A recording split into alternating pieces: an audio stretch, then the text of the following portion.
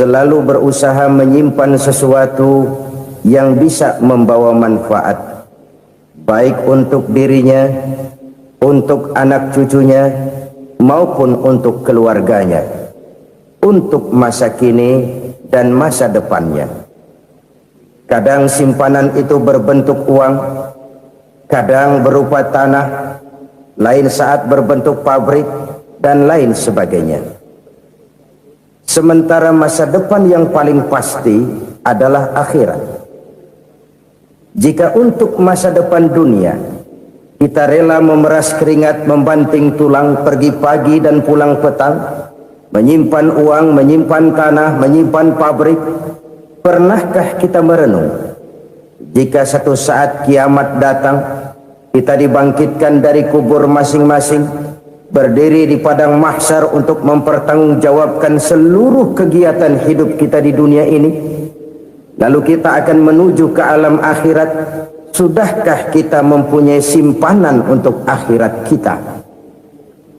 Pada pertemuan kali ini saya ingin menyampaikan sebuah hadis di mana Rasulullah sallallahu alaihi wasallam bersabda, arba'un min kanzil jannah.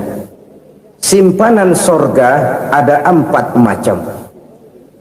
Yang pertama, ikhfa'us sadaqah, menyembunyikan sedekah. Saudara-saudara kaum muslimin, sebagaimana yang kita maklum bahwa Allah Subhanahu wa taala melebihkan sebagian rezeki dari kita terhadap yang lain. Ada yang kaya, ada yang setengah kaya, ada yang miskin, ada yang setengah miskin, dan selanjutnya. Ada yang gajinya kecil tapi penghasilannya gede. Ada yang penghasilannya gede tapi nggak punya gaji. Ada juga yang memang gajinya gede dan penghasilannya gede. Kelebihan rezeki merupakan sunnatullah dan tidak harus membuat kita merasa lebih dari yang lain. Bahkan sebaliknya, kelebihan itu harus membuat kita ringan tangan untuk menolong mereka yang memang memerlukan pertolongan. Kalau saudara diberikan ilmu, maka pertanyaan akhirat cuma satu: ilmumu kau amalkan untuk apa? Kalau saudara diberikan umur yang panjang, pengadilan akhirat juga bertanya satu: umurmu kau habiskan di mana? Tapi kalau saudara diberikan harta, pengadilan akhirat akan bertanya dua: hartamu kau dapat dari mana? Kau belanjakan kemana?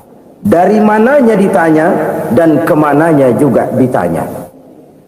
Oleh karena kita akan dimintakan pertanggungan jawab, maka amanah yang bernama harta ini harus kita gunakan dengan sebaik-baiknya. Ada penggunaan yang merupakan kewajiban, itu zakat namanya. Ada penggunaan yang sewaktu-waktu, itu infak namanya. Ada yang lebih sewaktu-waktu lagi, dan itu sedekah namanya. Zakat dia terikat oleh haul dan nisab, oleh putaran batas waktu dan ukuran dari harta itu sendiri. Sedangkan infak terikat oleh situasi dan kondisi perekonomian seseorang. Sedangkan sedekah tidak terikat dengan apapun. Dalam kondisi seperti apapun kita bisa melakukan sedekah dengan yang terkecil sekalipun. Sampai-sampai Rasulullah sallallahu alaihi wasallam mengajarkan, la tahqiranna minal ma'rufi syai'an walau an talqa akhaka biwajhin talik. Atau ada hadis, tabassumuka fi wajhi akhika laka shadaqah. Senyumanmu kepada temanmu adalah sedekah. Jadi untuk melakukan sedekah tidak harus dalam berbentuk uang. Dengan ilmu kita bisa sedekah, dengan tenaga kita bisa bersedekah, dengan pikiran kita bisa bersedekah, bahkan senyum kepada teman itu pun sedekah. Jadi kalau sedekah dengan uang memang belum punya uang, nyengir aja banyakin. Itu asal pada tempatnya, jangan lalu ketemu tiang listrik cengengesan. Tentu tidak pada tempatnya dan tidak wajar. Nah, sedekah yang paling dicintai Allah adalah sedekah yang disembunyikan. Artinya jauh dari sifat riya. Kan kadang-kadang ada orang sedekah itu disebutkan namanya, apa tidak bagus? Kalau memang niatnya ikhlas, ya bagus-bagus saja untuk memberikan sugesti kepada yang lain. Di Fulan bin Fulan nyumbang sekian, diumumkan. Boleh kalau niatnya untuk memberikan rangsangan kepada yang lain supaya dia menyumbang lebih besar dari orang tadi. Tapi kalau itu mendatangkan riya, maka sedekah yang paling dicintai Allah adalah sedekah yang disembunyikan. Tangan kiri saja tidak tahu apa yang diberikan oleh tangan kanan. Sedekah yang dilakukan dengan ikhlas akan merupakan perbendaharaan surga, tersembunyi dari pandangan orang lain, tidak seorang pun tahu. Karena memang sikap yang baik adalah melupakan kebaikan dan mengingat kesalahan. Itu salah satu ciri orang bahagia. Orang yang selalu mengingat kesalahannya dan berusaha melupakan segala kebaikannya. Kalau dia akan berada kebaikan, dia tidak bisa ikut, dia merasa rugi karena dia merasa belum pernah berbuat baik. Tapi kalau akan melakukan kesalahan baru, dia ingat kesalahan yang sudah-sudah, sehingga terhalang baginya untuk melakukan satu kesalahan baru. Demikianlah saudara-saudara, bahwa Allah melebihkan rizki sebagian kita dari yang lain, agar terjadi tolong-menolong dalam kehidupan ini. Jadi kesenjangan yang nature, kesenjangan yang alami, itu sunnatullah. Ada yang kaya, ada yang miskin, ada yang kelas menengah. Nah, kenapa lalu sekarang kita berusaha mengentaskan kemiskinan? Oleh karena adanya kesenjangan struktural. Kalau yang kaya bisa semakin kaya, kenapa yang miskin tidak bisa naik jadi ikut sedikit kaya? Sebab pada dasarnya Islam adalah agama yang sejak turunnya sudah berupaya memerangi kemiskinan. Bahkan dikatakan kemiskinan itu mendekatkan kepada kekufuran. Orang kalau miskin udah dekat banget sama kafir. Gampang menjadi kafir. Berapa banyak saudara-saudara kita yang oleh karena soal perut, oleh karena soal materi, terpaksa meninggalkan dan menanggalkan akidahnya, menjual petunjuk yang diberikan Allah dengan kesenangan dunia yang cuma sebentar ini. Na'udzubillah thumma na'udzubillah. Jadi makin kita sembunyikan satu sedekah, semakin banyak perbendaharaan kita di surga. Sedekah yang paling dicintai Allah adalah sedekah yang disembunyikan. Malahan ada seorang sufi, dia punya kebiasaan kalau pergi sholat Jumat dia bawa uang, itu uang dia taruh di bawah tikar masjid. Dia niat sedekah kepada siapa saja yang nemuin itu duit. Maksudnya apa? Supaya yang nemuin nggak tahu siapa yang punya duit. Demikian dia saking ingin menyembunyikan sedekahnya. Karena sifat riya itu bisa memakan amal kita sendiri. Riya itu termasuk menyebut-nyebut kebaikan kita. Orang yang suka nepuk dada, sedikit-sedikit ngitungnya kalau nggak gua. Tuh kalau nggak gua tuh. Tuh yang belas itu kalau nggak gua, kalau nggak gua. Iya kalau nggak lu kenapa emang? Orang yang suka menepuk jasad, biasanya memang begitu saudara-saudara. Kalau perang lagi berkecamuk, orang nggak sempat ngaku jadi pahlawan. Tapi begitu perang selesai, yang kagak kenal bedil ngaku pahlawan, mas. Itu sesuatu yang biasa. Oleh karenanya, orang-orang yang ikhlas dalam bersedekah, disembunyikannya sedekah itu, Allah cinta betul. Malahan ada hadis memberikan jaminan, inna shadaqatal mar'il muslimi tazidu fil umri wa tadfa'u mitatas su'i. Sesungguhnya sedekahnya seorang mukmin tazidu fil umri, bisa menambah umur panjang, wa tadfa'u mitatas su'i, dan menyelamatkan manusia dari mati secara su'ul khatimah. Jadi siapa yang kepengen panjang umur, banyaklah sedekah. Yang bosan hidup, pelit terus. Sedekah menambah panjang umur dan menyelamatkan manusia dari mati secara su'ul khatimah. Pak, katanya umur itu nggak bisa ditambah, nggak bisa dikurangin. Kapan? Kalau ajal sudah datang. Wa idza jaa ajaluhum la yastakhiruna sa'atan wa la yastaqdimun. Kalau ajal datang tidak bisa dimajukan, tidak bisa dimundurkan. Itu kalau ajal sudah datang. Tidak bisa lagi umur ditambah dikurangi, sudah datang. Tapi kalau belum datang, itu kan haknya Allah. Mau ditambah, mau dikurangi, hak prerogatif Allah. Sebagai pencipta manusia, Allah maha kuasa dan maha mampu. Sedekah ini menambah panjang umur dan menyelamatkan manusia dari mati secara su'ul khatimah. Itu orang mati kan sama ya, kondisinya mati, nggak nafas. Tapi hakikat mati kan lain-lain. Ada yang mati itu husnul khatimah, baik akhirnya.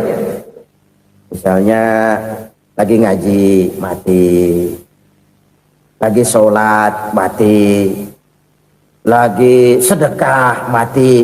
Ini yang dinamakan dengan husnul khatimah, baik di akhirnya. Sebaliknya ada yang su'ul khatimah, jelek di akhirnya. Ini yang jadi catatan akhir.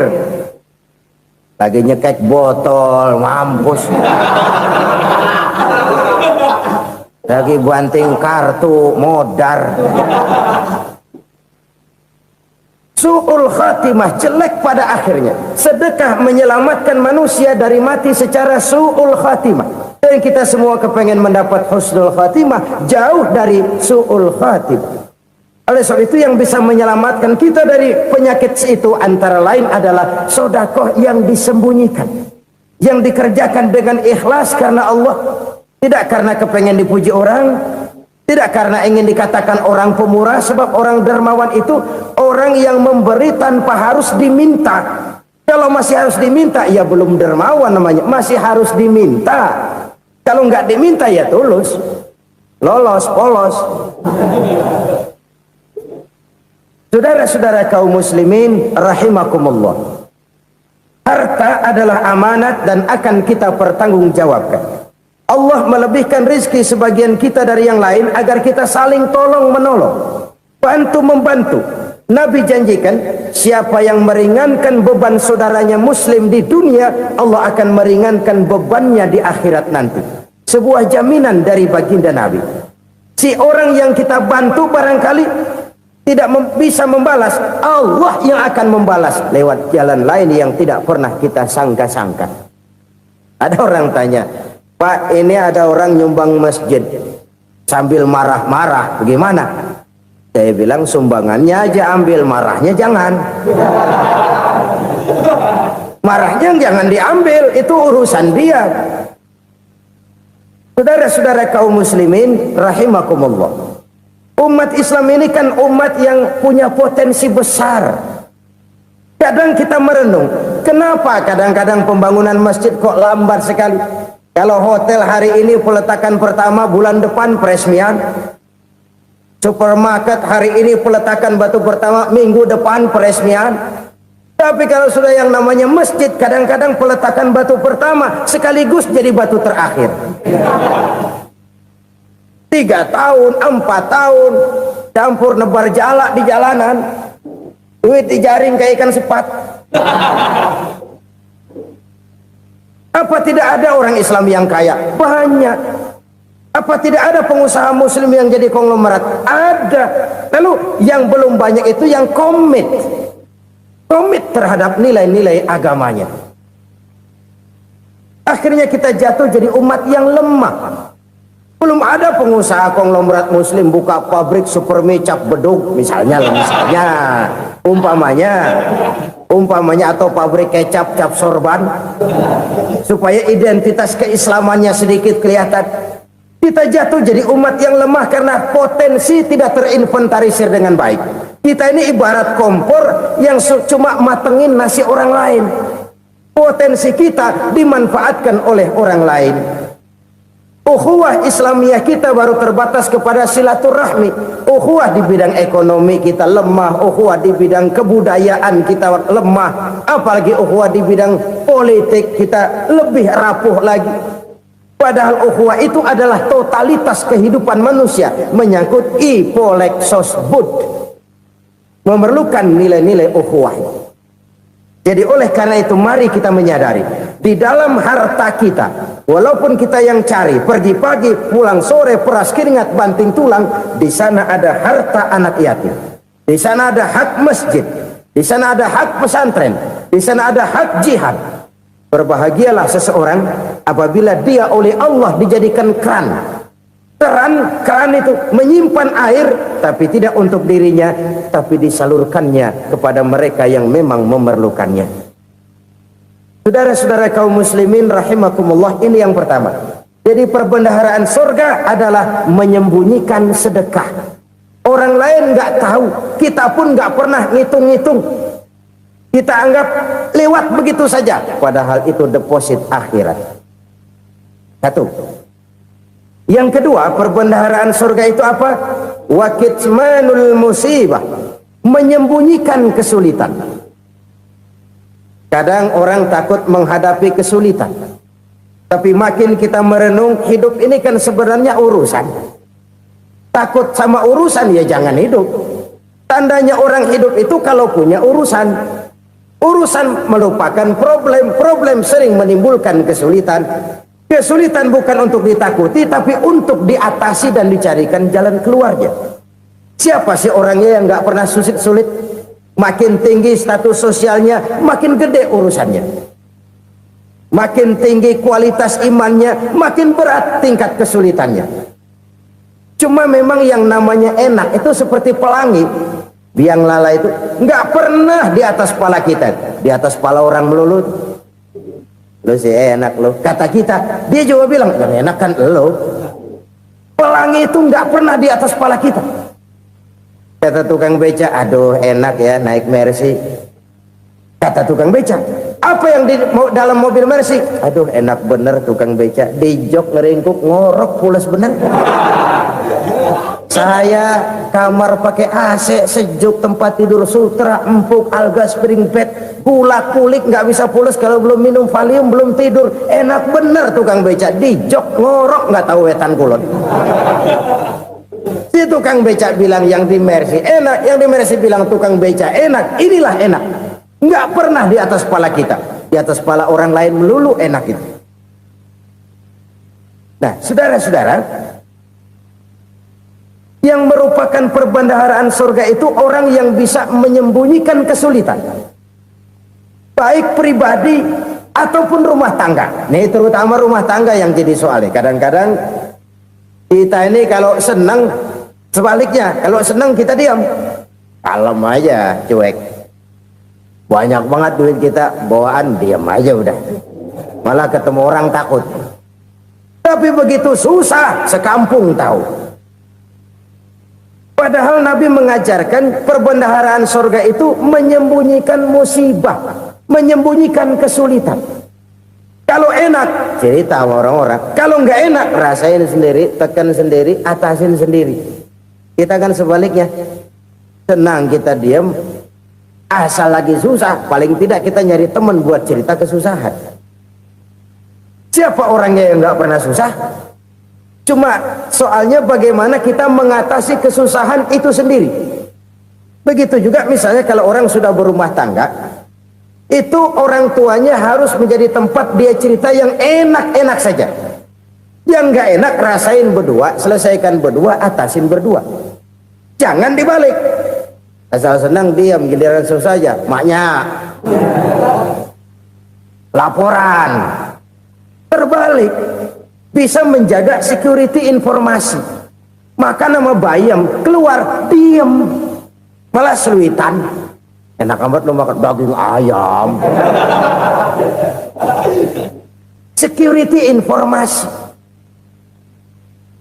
Saudara-saudara kaum muslimin rahimakumullah, ujian yang terberat itu yang pernah diberikan kepada para nabi, para rasul, para aulia, para ulama. Makin tinggi keimanan, makin berat bentuk kesulitan. Ayo saya kemukakan satu contoh saja. Ada seorang nabi yang kaya, nabi kaya, namanya Nabi Ayub. Iblis kalau orang begini kan keki, ibadahnya rajin, kaya. Nih yang kayak begini susah digodain. Kalau ibadahnya rajin, miskin, kali bisa disogok.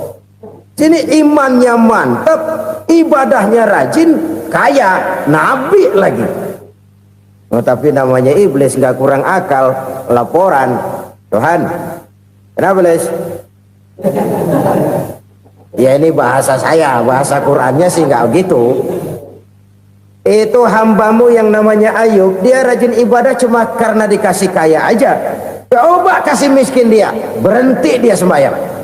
Ah, kamu bisa aja. Saya tahu Ayub itu hambaku yang ikhlas. Saya buktiin Tuhan, silahkan. Dibuktiin lah, iblis turun ke alam ini. Yang mula-mula dia lakukan, dia rusak sawah ladang Nabi Ayub. Dia binasakan binatang ternak Nabi Ayub. Sehingga dalam waktu singkat, jatuhlah Nabi Ayub dari orang paling kaya jadi orang paling miskin. Beliau masih ibadah di mihrab dalam masjid. Datang iblis. Saudara Ayub, ya, lagi ngapain? Ibadah. Nyembah Allah, nyembah Allah. Oh, percuma. Kenapa? Tuhan yang ente sembah nih, dia udah bikin miskin ente. Sawah ladang ente hancur lebur, binatang ternak binasa. Sekarang ente jadi orang paling miskin. Ngapain nyembah Tuhan kayak begitu? Tekor. Udah berhenti dah ibadah, berhenti ibadah. Ini iblis sama Tuhan laporannya lain, yang dikerjakan kepada Nabi Ayub juga lain. Benar begitu iblis, kata Nabi Ayub. Iya, sawah ladang saya habis, buras. Binatang ternak saya binasa, binasa. Saya miskin, bangpak. Apa jawab Nabi Ayub? Bukan innalillahi, ya, ini hebat. Alhamdulillahillazi a'tani wa akhadha minni. Segala puji bagi Allah yang telah memberikan harta kepada saya dan sekarang mengambilnya lagi. Alhamdulillah. Allah yang ngasih, Allah yang ambil. Itu mah urusan Allah. Iblis cuman ibadah jalan terus, sujud lagi Nabi Ayub. Iblis seleher gondok banget. Dasar Nabi nggak mempan dia apa-apain. Miskin malah alhamdulillah. Allah yang ngasih, Allah yang ngambil. Jadi kalau kita tidak komit, kita tidak terikat kepada kaya, miskin, senang, susah, apa yang bisa bikin kita susah? Jadikan kekayaan, kemiskinan, jadikan senang, susah sebagai anak buah yang bisa kita atur. Jangan kekayaan ngatur kita, jangan kemiskinan ngatur kita. Kita yang harus mengatur mereka. Senang, susah, kaya, miskin, bahagia, sengsara, jadikan itu anak buah yang bisa kita atur. Kalau sekarang kita kaya, lain saat boleh jadi kita miskin, semiskin-miskinnya. Allah yang ngasih, Allah yang ngambil. Tenaga mana yang bisa menghalangi? Ibadah jalan terus. Iblis makin gondok. Dasar Nabi loh. Akhirnya apa? Nabi Ayub dikerjain, diberikan penyakit. Demikian fatal penyakitnya. Bayangin, udah miskin sakit. Masya Allah. Miskin sakit. Sakitnya nggak lama, kira-kira 16 tahun. Istrinya 3, 2 mental minta ceraiin. Ngerawatin laki bengek begini. Senang belum tentu, susah udah pasti nih. Cerai aja, cerai dah. Cerai. Tinggal satu Siti Rahmah yang setia menemani beliau. Sesetia-setianya hati perempuan. Satu saat Siti Rahmah bilang, "Bang, iya, abang kan Nabi bang. Lalu namanya Nabi kan doanya jarang meleset bang. Maksud kamu minta kenapa sih sama Tuhan biar abang sembuh baik dah bang?" Siti Rahmah, iya. Saya sakit berapa tahun sih dah? 16 tahun bang. Sebelum ini saya sehat berapa tahun? Ya kira-kira 60 tahun bang. Nah coba ente banding-bandingin Rahmah. Saya dikasih sehat 60 tahun, dikasih sakit 16 tahun. Sudah nggak sabar mau doa kepada Allah minta sembuh. Saya malu kepada Allah. Diuji dengan yang luar biasa seperti ini, tidak mengganggu stabilitas kehambaannya. Dia tetap menghamba kepada Allah Subhanahu wa ta'ala. Saudara-saudara kaum muslimin rahimakumullah. Kunci menghadapi kesulitan itu apa? Allah jelaskan dalam satu ayat, wa basyiris sabirin alladzina iza asabathum musibah qalu inna lillahi wa inna ilaihi raji'un. Gembirakan orang-orang yang sabar Siapa mereka itu? Yang apabila mendapat musibah mereka kembali kepada keyakinan dasar segalanya dari Allah dan segalanya akan kembali kepada Allah. Ini konsepsi dasar dari sikap muslim dalam menghadapi berbagai kesulitan. Segalanya dari Allah, segalanya akan kembali kepada Allah. Kalau ini sudah kondisi dasarnya, maka kita akan lapang menghadapi kenyataan bagaimanapun pahitnya. Apakah itu namanya miskin, apakah itu namanya sakit, bahkan maut sekalipun. Maut sekalipun. Segalanya dari Allah, segalanya akan kembali kepada Allah. Ini sikap hidup, bukan sekedar ucapan. Kita kadang-kadang menjadikannya sebagai ucapan. Mulutnya sehingga berhenti, innalillahi wa inna ilaihi rajiun, tapi nangisnya terus gerung-gerungan.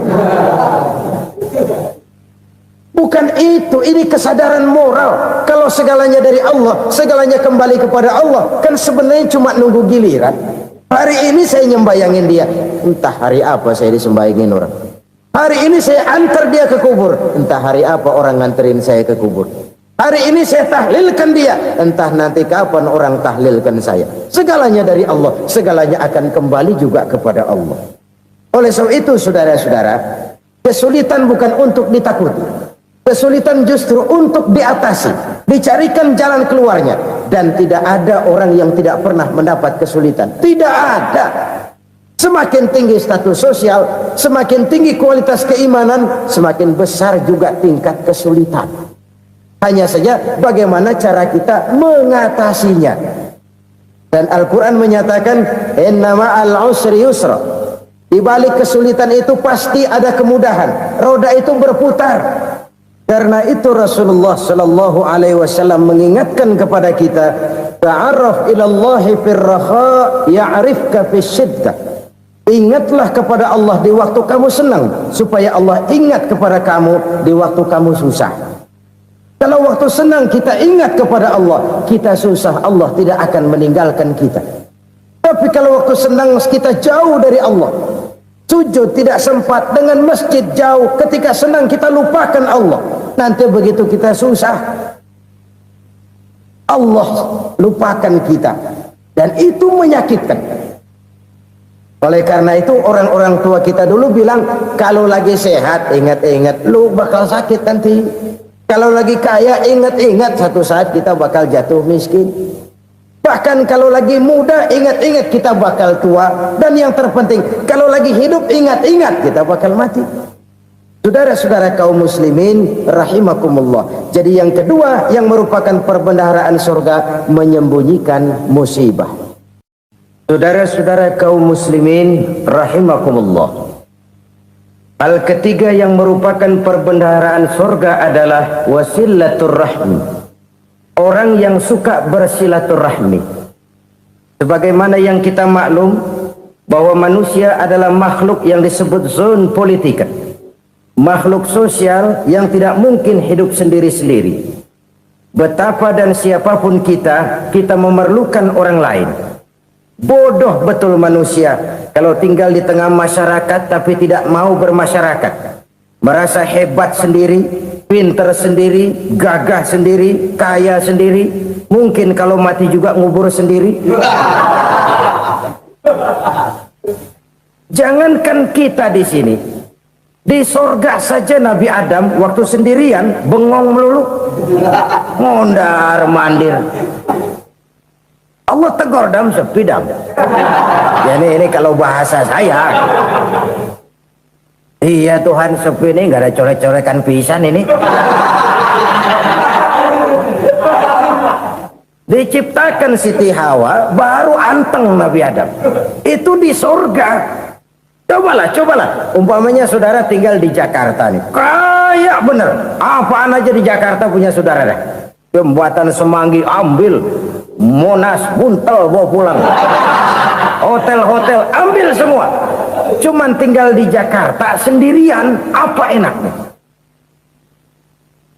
Betapa dan siapapun kita perlu orang lain. Tidak ada seorang pun yang bisa memenuhi kebutuhan hidupnya secara sendiri-sendiri. Nah, Islam telah menyelamatkan manusia dari ras diskriminasi, mengikat manusia dengan persaudaraan yang berlandaskan kepada akidah. Karena itu dianjurkan bersilaturahmi.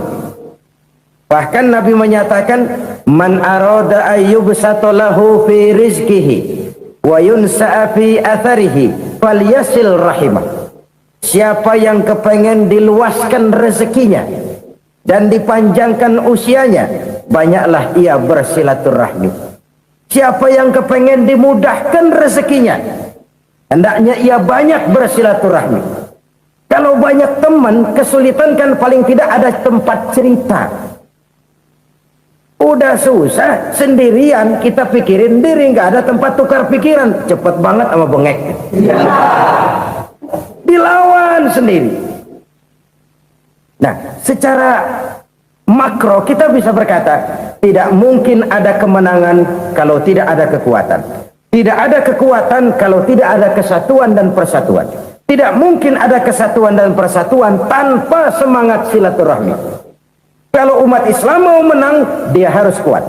Kalau umat Islam mau kuat, dia harus bersatu. Kalau umat Islam mau bersatu, dia harus membudayakan silaturahmi ini. Bahkan sampai-sampai kata Nabi, kalau bisa cari nilai tambah. Apa? Silman qata'ak. Bersilaturahmilah kau kepada orang yang marah denganmu. Masya Allah, indahnya ajaran agama kita. Orang yang marah pun kepada kita, kata Nabi, kalau bisa bersilaturahmilah kepadanya, kepada orang yang marah itu. Di situ nilai tambah. Cuman jujur nih hadis, ngucapinnya gampang, ngamalinnya yang berat banget. Orang marah sama kita, kita disuruh silaturahmi, ada apa malu? Lu marah, ada gua marahan lagi. Tunggu pikirin. Saudara-saudara kaum muslimin rahimakumullah. Tapi ini yang diajarkan, bahkan ini yang dicontohkan oleh baginda Rasul. Bagaimana begitu mudah, misalnya satu saat Abu Jahal ini ngatur strategi bagaimana bikin Muhammad celaka. Dia gali lubang di depan tempat tidurnya. Dia tutupin daun korma. Terus dia panggil seseorang, ke sini. Kasih tahu Muhammad, pamannya sakit keras, minta ditengokin. Berangkat orang ini ke sana. Muhammad, labbaik. Pamanmu sakit keras, dia minta ditengokin. Baik, saya akan datang menjenguk beliau. Berangkatlah Nabi ke rumah Abu Jahal tanpa prasangka apapun. Abu Jahal udah pasang setil, selimut 3 rangkap setengah dipakai, persis kayak orang meriang. Tapi sembari ngintip dari balik selimut, begitu Muhammad buka pintu, nah masuk perangkap nih. Muhammad jalan menuju tempat pembaringan. Makin lama makin dekat, makin lama makin dekat, makin dekat ke lubang yang dipasang oleh Abu Jahal itu.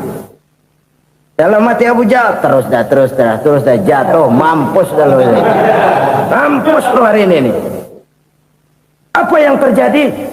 Malaikat Jibril datang. Muhammad, pamanmu cuma pura-pura sakit. Di depan tempat tidurnya ada lubang perangkap supaya kamu jatuh ke situ. Sudah, kamu pulang. Balik kanan Nabi. Sudah hampir jatuh ke lubang, balik kanan, pulang. Bayangin kecewanya Abu Jahal. Muhammad dikit lagi, Muhammad dikit lagi. Enggak paman, saya pulang aja. Emosi bangun dari tempat tidur, enggak sadar kalau lagi pura-pura sakit. Lompat ngejar Nabi, dia lupa dengan lubang yang dia gali. Serak, nyemplung sendiri ke dalam lubang.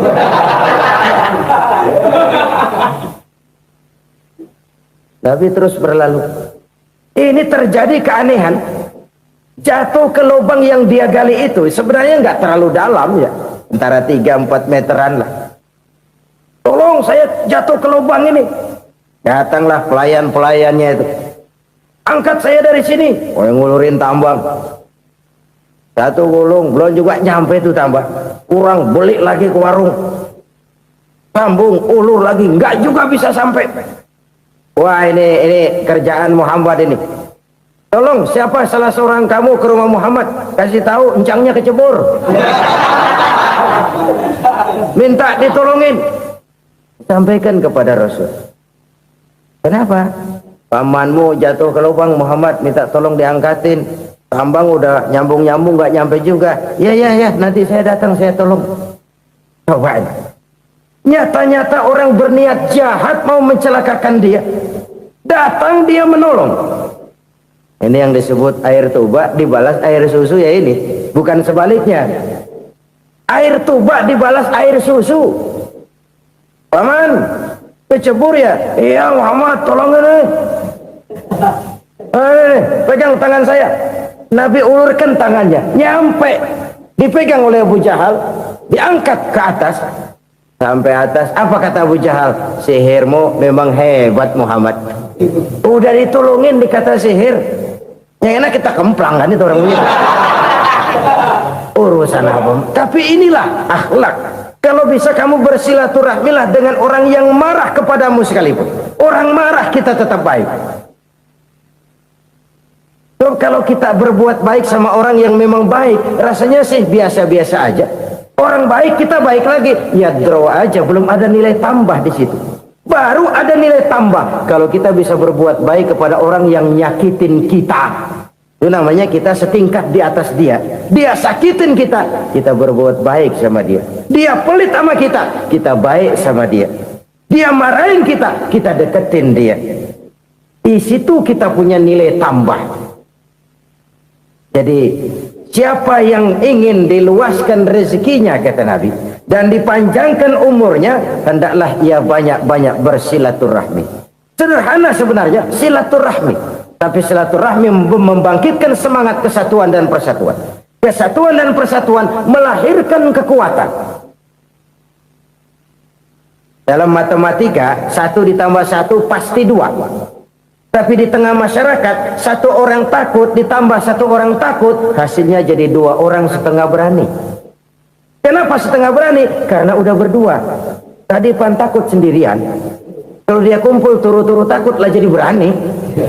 Kita yang lemah, kita yang tidak berdaya, kita yang miskin, kalau mau kompak bersatu, apa yang nggak bisa kita kerjain?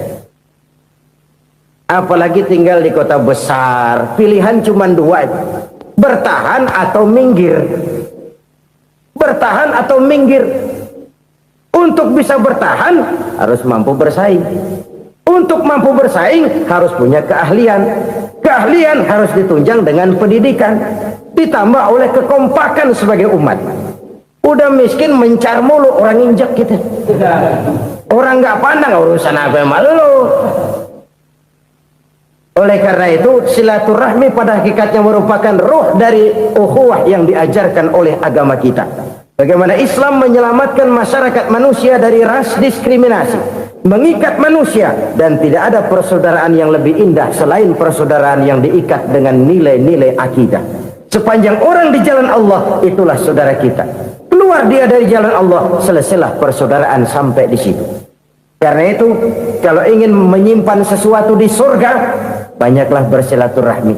Datang ke rumah ini, datang ke rumah itu, dan lain sebagainya. Itu simpanan kita di akhirat nanti. Ini yang ketiga.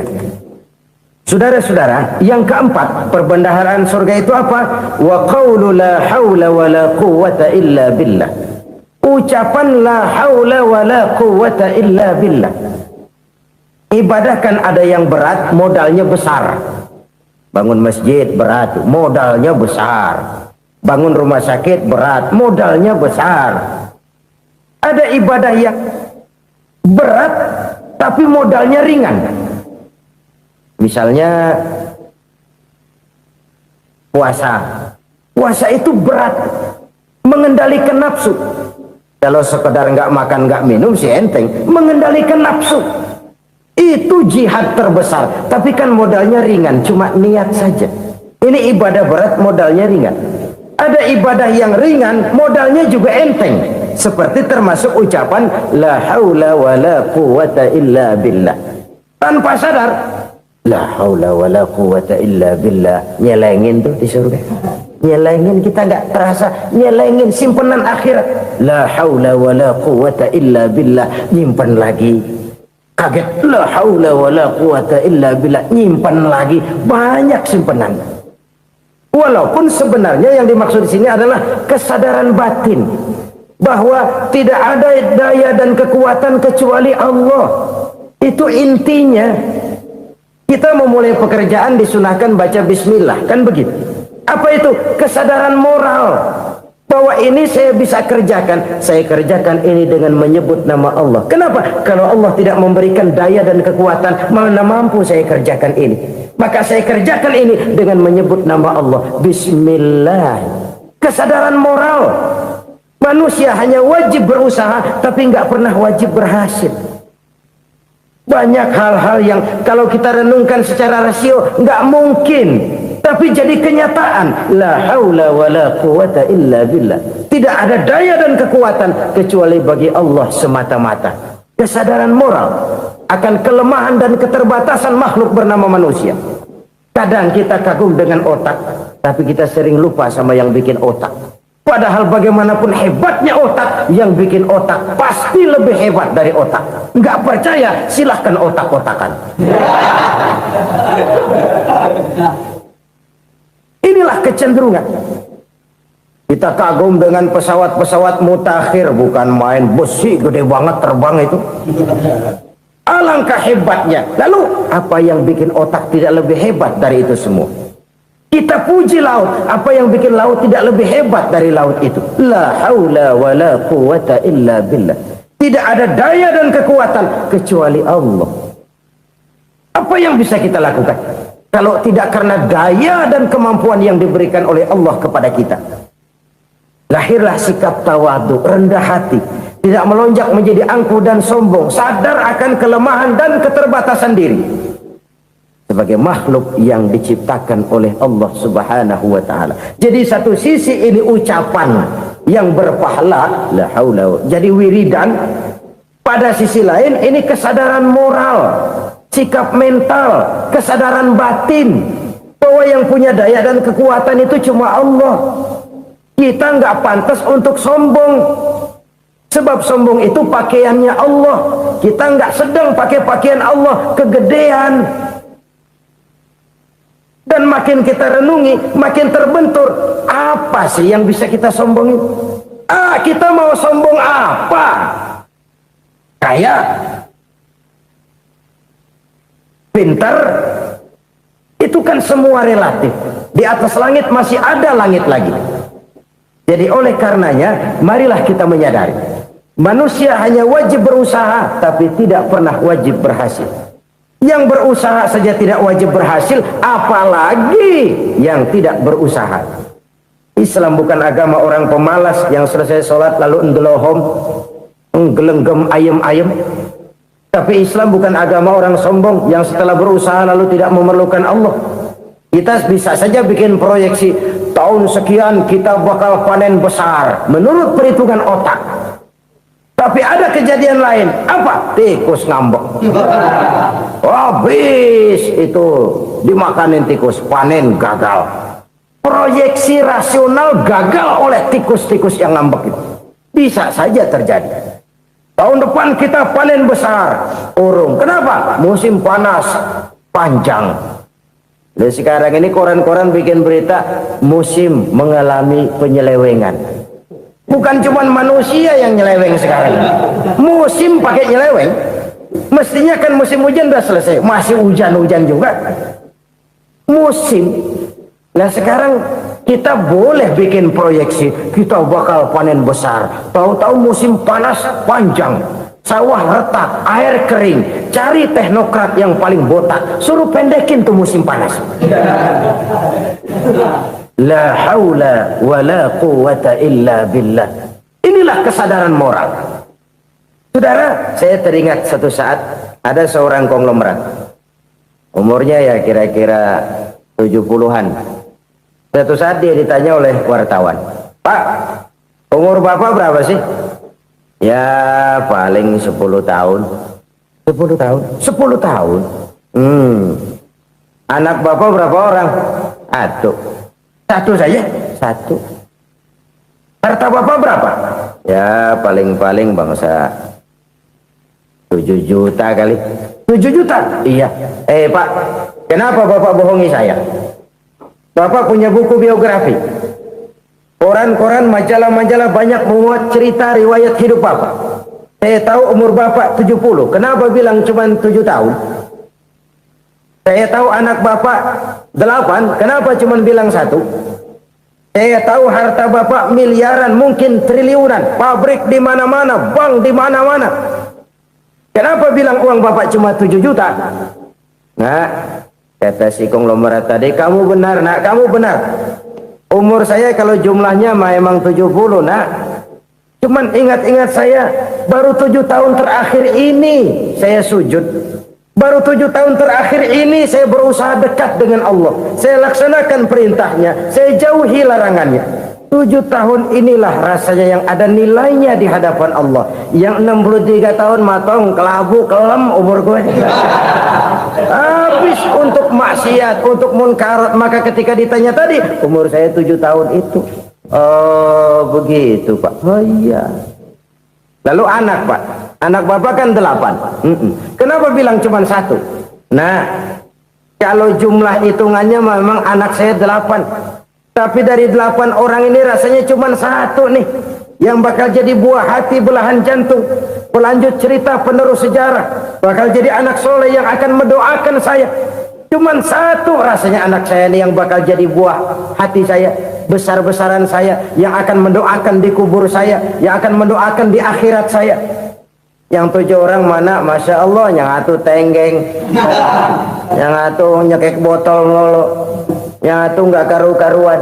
Makanya saya bilang 1 anak saya yang akan bisa mendoakan saya. Oh begitu Pak. Iya.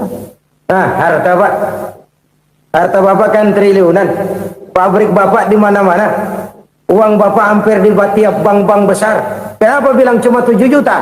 Betul kau nak. Harta saya kalau jumlahnya memang miliaran, triliunan mungkin. Tapi yang saya ingat baru 7 juta tuh yang saya belanjakan di jalan Allah. Saya nyumbang masjid, saya santuni yatim piatu, saya bantu pembangunan pesantren, saya bantu pembangunan rumah sakit Islam. Itu yang akan saya bawa pulang ke akhirat, yang 7 juta itu. Yang triliunan itu nanti akan diperebutkan oleh anak-anak saya sebagai waris saya. Jadi harta saya 7 juta itu yang bakal nemenin saya di akhirat, yang akan saya bawa pulang jadi teman saya. Saudara-saudara kaum muslimin, jangan-jangan orang tua itu adalah kita-kita ini. Jangan-jangan kita-kita ini adalah orang tua itu. Jangan-jangan itu potret dari diri kita masing-masing. Dari sekian umur yang diberikan Allah, berapa tahun yang ada nilainya di hadapan Allah. Dari sekian anak-anak yang merupakan amanah, berapa yang akan mendoakan kita sebagai orang tuanya menjadi anak soleh. Dari sekian banyak harta yang diberikan Allah, berapa yang akan kita bawa pulang menghadapnya nanti, yang kita belanjakan di jalan Allah. Ini sebuah potret kehidupan. Karena itu kita kembali kepada la haula wa la quwwata illa billah. Kita wajib berusaha, kita wajib berikhtiar. Selebihnya segala daya dan kekuatan hanya milik Allah saja semata-mata. Satu kesadaran batin dari setiap pribadi muslim. Setelah ia berusaha dan berikhtiar, ia menyerahkannya kepada Allah Subhanahu wa ta'ala. Jadi satu sisi ini merupakan wiridan ucapan yang mengandung pahala, pada sisi lain ini merupakan sikap batin dari seorang muslim di dalam ia menghadapi realitas kehidupan ini. Saudara-saudara kaum muslimin rahimakumullah, kalau ini kita jadikan satu basis kehidupan, maka ini akan menyelamatkan manusia dari kemungkinan tergelincir menjadi orang yang lupa diri dan lupa darat. Sebab itu Imamul Ghazali berpesan, jadidis safinah fa innal bahra amiq wa khuziz zad fa inna safara ba'id wa khaffifil hamla fa innal hamla sadid. Perbarui selalu kapalmu karena lautan sangat dalam. Bawa bekal yang banyak karena perjalanan ini sangat jauh. Ringankan beban karena kebanyakan beban akan menyakitkan. Alangkah indah kalimat ini, alangkah dalam makna yang terkandung di sana. Perbarui selalu kapalmu karena lautan sangat dalam. Apa artinya ini? Jaga mentalmu baik-baik. Pelihara imanmu baik-baik karena hidup penuh cobaan seperti lautan. Kita kalau berlayar di lautan kan kadang-kadang tenang, angin bertiup sepoi-sepoi basah. Jika malam datang, bintang gemintang bertabur menghias cakrawala, rembulan memantulkan sinarnya dengan indah. Dalam keadaan begitu berlayar enak. Tapi lain saat ombak menggunung, halilintar menyambar, angin topan bertiup. Berapa banyak sudah saudara-saudara kita yang tenggelam di lautan dunia tanpa sadar bahwa dia belum sampai kepada pantai yang akan dituju. Berapa banyak sudah saudara-saudara kita yang tenggelam di lautan dunia ini tanpa sempat bangkit lagi. Dia menyangka sudah sampai kepada tujuannya. Hati-hati kapal jangan sampai bocor karena lautan sangat dalam. Iman ini jaga baik-baik karena hidup penuh dengan ujian. Wa khuzizat fa inna safar ba'id. Bawa bekal yang banyak karena perjalanan sangat jauh. Saudara mau ke Bandung, bawa duit. Saudara mau ke Surabaya, banyakan lagi duitnya. Saudara mau ke Mekah, gepokan, iketan tuh duit nggak lembaran lagi. Makin jauh perjalanan, makin banyak bekal yang harus kita bawa. Kalau saudara dari Jakarta mau ke Surabaya, kagak bawa duit berangkat juga, itu sih bukan berani namanya, nekat. Sampai Surabaya belum tentu, sengsara di jalan udah pasti. Kenapa? Nggak bawa bekal berangkat. Sama juga kita nih, misalnya belum sempat sembahyang, mati. Waduh, berani banget orang. Belum punya bekal, mati. Sengsara di jalan. Atau bekal tidak cukup. Dari Jakarta saudara mau ke Surabaya, bawa duit 500 perak. Paling jauh Cikampek nyampenya itu. Paling jauh itu. Antara jauhnya perjalanan dengan bekal yang saudara bawa tidak seimbang. Hidup ini perjalanan panjang, a walking tour. Dimulai dari alam arwah, sebelum jasad diciptakan, roh diciptakan lebih dulu. Dari situ pindah ke alam rahim, dari alam rahim pindah ke alam dunia, dari alam dunia pindah ke alam barzah, baru menuju akhirat. Satu perjalanan panjang. Kalau bekal tidak bawa, sengsara di jalan. Bawa bekal yang banyak karena perjalanan ini sangat jauh. Wa khaffifil hamla, ringankan beban karena beban itu cuma akan menyulitkan. Kalau bekal itu sih keperluan, tapi beban nggak kita perluin, cuma ngeberat-beratin. Apa ini beban? Dosa, kecurangan, kebatilan, kezoliman, ketidakadilan, kesewenang-wenangan. Itu akan jadi beban kita di akhirat. Alangkah celakanya, perjalanan panjang, bekal tidak bawa, beban kelewat banyak, alamat sengsara di jalan. Pahala tidak ada, dosa berlipat ganda. Na'udzubillah, summa na'udzubillah.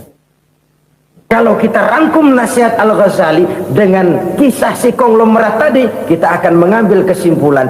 Pertama, bekal terbaik dalam menghadapi gejolak kehidupan ini tidak lain adalah iman. Yang kedua, pahala dan dosa. Dua hal kontroversial. Pahala adalah bekal, dosa adalah beban. Tapi kita sekarang kan tidak begitu terangsang kepada yang abstrak. Orang berlomba mencari yang konkret-konkret saja, yang real. Kalau memang dosa, benjol dong, kira-kira begitu. Kira-kira begitu. Persis orang Yahudi dulu. Orang Yahudi itu kan pernah minta kepada Nabi Musa, ya Musa, lan nu'mina laka hatta narallaha jahrah. Musa, kami nggak bakal mau beriman kepada Allah kalau belum kami lihat Allah ada nongkrong di depan kami. Kalau memang Tuhan ada, taruh dong di depan kami. Mau yang konkret-konkret saja. Kalau memang dosa, benjol dong. Kalau memang pahala, berasa dong. Orang terangsang kepada yang real, yang konkret-konkret saja. Karena itu, untuk mengejar dosa, orang mau bayar. Tapi untuk mengejar pahala, walaupun tidak bayar, orang segan. Ini yang dikatakan oleh Nabi, kamu mengharapkan ke surga, tapi kamu berat melaksanakan sesuatu yang bisa membawa kamu ke surga. Kamu ingin jauh dari neraka, tapi tiap saat kamu lakukan perbuatan-perbuatan yang justru menjerumuskan kamu ke neraka. Idda'aitum an-najata minan nar wa ramaitum fiha anfusakum. Kamu ingin selamat dari neraka, tapi kamu lemparkan diri kamu ke neraka. Kamu ingin masuk surga, tapi berat sekali kamu melakukan perbuatan-perbuatan yang bisa menyampaikan kamu di surga. Saudara-saudara kaum muslimin rahimakumullah. Jadi hal keempat yang merupakan perbendaharaan surga adalah la haula wa la quwwata illa billah. Satu sisi ini merupakan ucapan yang memperberat timbangan akhirat. Pada sisi lain ini merupakan sikap hidup seorang muslim. Kesadaran batin yang sangat dalam bahwa tidak ada daya dan kekuatan kecuali Allah. Dan itu kita simbolkan pada saat memulai pekerjaan dengan Bismillah, dengan menyebut nama Allah. Satu kesadaran moral, saya hanya bisa melakukan ini karena diberikan daya dan kekuatan oleh Allah. Lahirlah sikap tawadu, rendah hati, tidak melonjak menjadi angkuh dan sombong. Saudara-saudara, sampai sini dulu jumpa kita kali ini. Semoga 4 perbendaharaan surga ini dapat kita lakukan, yang kelak akan merupakan bekal kita di kemudian hari nanti. Amin ya rabbal alamin. Bapak-bapak, ibu-ibu, saudara-saudara kaum muslimin rahimakumullah. Di dalam kehidupan kita sebagai seorang muslim, minimal 5 kali dalam sehari semalam kita mendengar seruan untuk mendirikan solat yang disebut azan. Ada kalimat menarik di dalam kalimat azan itu, yakni seruan hayya 'alal falah, marilah menuju kepada keberuntungan, marilah meraih kemenangan. Seruan ini adalah kecenderungan dari setiap manusia, apapun warna kulitnya. Artinya, setiap orang dalam hidup selalu ingin meraih dan mencari kemenangan. Kemenangan akan melahirkan kepuasan batin, dan kepuasan batin memberikan kebahagiaan. Sedangkan kekalahan melahirkan penderitaan batin, dan penderitaan batin menjerumuskan seseorang di dalam berbagai bentuk kerugian. Jikalau inilah seruan azan, maka masalahnya ialah apa yang menyebabkan kita meraih kemenangan. Al-Quranul Karim memberikan tuntunan dan ajaran kepada kita bahwa orang-orang yang memperoleh kemenangan itu tidak lain adalah orang-orang yang bertakwa. Hanyalah mereka yang bertakwa kepada Allah Subhanahu wa ta'ala pada akhirnya akan tampil sebagai pemenang. Lalu siapa orang yang bertakwa itu? Dijelaskan dalam awal-awal Al-Baqarah, orang yang bertakwa yang akan meraih kemenangan. Pertama, allazina yu'minuna bil ghaib, yaitu orang-orang yang beriman kepada yang gaib, percaya bahwa ada alam yang gaib, alam yang abstrak, alam yang tidak bisa dijangkau oleh salah satu daripada panca indera kita. Mereka percaya dan beriman kepada adanya malaikat, beriman kepada adanya iblis dan jin, beriman kepada adanya alam kubur, beriman kepada adanya alam mahsyar, beriman kepada adanya alam akhirat, beriman kepada adanya surga dan neraka. Beriman bukan cuma sekedar beriman dalam ucapan bibir saja, tetapi beriman yang nilai iman itu mampu mewarnai gerak dan gaya hidupnya. Iman yang meresap sampai ke tulang sumsum, kemudian memberikan dampak positif di dalam kehidupan manusia. Alam, kita tahu, adalah sesuatu yang selain Allah, dan Allah bukanlah alam. Apapun namanya selain daripada Allah, itu adalah alam. Alam pada hakikatnya terbagi menjadi 2. Ada alam syahadah, alam nyata, alam konkret, alam yang bisa dijangkau oleh salah satu indera kita. Kemudian ada alam ghaib, alam yang tidak bisa dijangkau oleh panca indera kita, alam metafisika, alam abstrak, alam yang wajib kita imani keberadaannya. Kita percaya bahwa malaikat itu ada. Kita percaya kepada jin, bahwa jin itu ada. Kita percaya kepada adanya iblis dan setan. Bukan percaya kepada iblis dan setannya, percaya bahwa iblis dan setan itu ada. Itu termasuk salah satu daripada sifat orang yang bertakwa kepada Allah.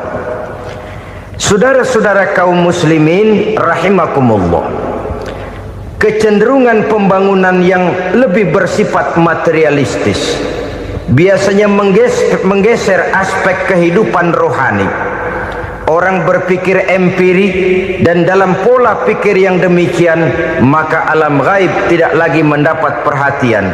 Aspek kehidupan yang bersifat rohaniah malah mulai ditinggalkan. Akibatnya terjadilah kepincangan di dalam kehidupan kita. Pernah ada satu pengalaman pribadi dalam perjalanan kembali ke tanah air. Dalam pesawat di sebelah kanan saya duduklah seorang Jerman namanya Heiner Simonsen. Iseng saya ajak kenalan, saya ajak ngobrol, saya tanya dia. Saya bilang, Mas Heiner ini, kalau pesawat yang kita tumpangi ini jatuh ke bawah, kira-kira apa yang bakal terjadi, Mas? Dia bilang, kita semua akan mati. Begitu? Iya. Oke. Apa itu mati? Tanya saya. Dia bilang, untuk tahu apa itu mati, kita harus tahu lebih dahulu apa itu hidup. Saya pikir nih bule bisa ngomong juga. Baiklah kata saya. Apa hidup menurut Anda itu? Oh, hidup itu dia bilang, kalau seluruh anggota badan kita bekerja secara normal, paru-paru memompa darah secara normal, jantung berdetak secara normal, sel-sel tubuh bekerja secara fit, dan organisme tubuh hanya mau bekerja secara normal, dia bilang, kalau kita memberi makan yang cukup, menu yang teratur, dan gizi yang lengkap. Saya bilang, kesimpulannya apa, Ner? Dia jawab, hidup adalah dari tangan ke mulut. Life is from the hand to the mouth, kata dia. Hidup adalah dari tangan ke mulut. Jadi masalah hidup tidak lebih daripada masalah isi perut. Orang pergi pagi, pulang sore, peras keringat, banting tulang, perut yang dibelain. Saya bilang, you are wrong. Sampean salah, Ner. Kamu orang Islam bukan?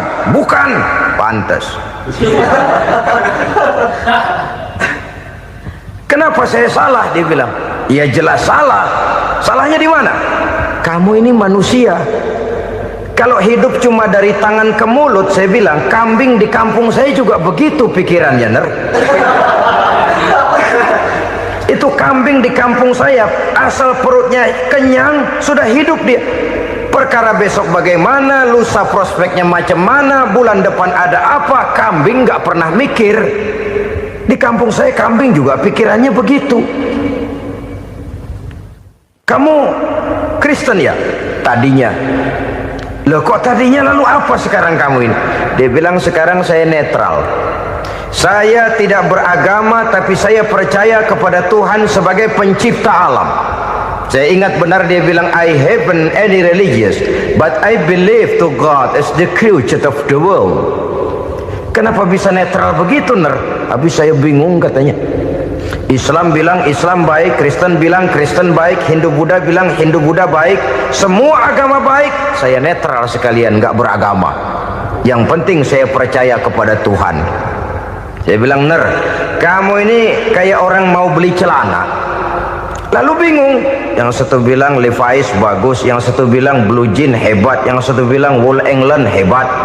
Celana ini hebat, celana itu bagus, celana ini hebat, semua celana bagus, kamu bingung.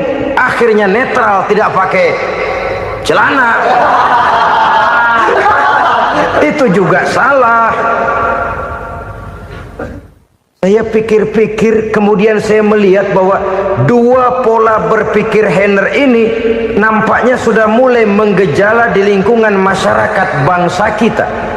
Disadari atau tidak, secara jujur kita harus berkata, dua pola pemikiran Henner ini mulai berkembang di tengah masyarakat bangsa kita. Pertama, pola pikir materialisme. Hidup adalah dari tangan ke mulut.